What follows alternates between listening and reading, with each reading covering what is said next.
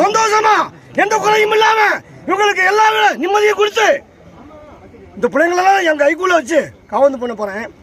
இந்த வருஷம் பரிபூர்ணமா எல்லா பிள்ளைக்கும் எல்லா வாழ்க்கையும் சிறப்பா இருக்கிறதுக்கு அவங்களுடைய வாழ்க்கையில எல்லா எந்தவித கஷ்டமும் இல்லாம பரிபூர்ணமா உதவி பண்ண இன்னைக்கு வந்து நிக்கிறேன். இந்த பாறையில உனக்கும் உத்தரவு கொடுக்குறேன். உன் பிள்ளைங்களாம் தவறுலாம் வலிக்க போகுதுன்னு மனசை ஏங்கப்படாத ஒண்டிகள் நான் இருந்து அரசாட்சி பண்ணி ஆலமரமா ஆக்கி காட்டுறேன்.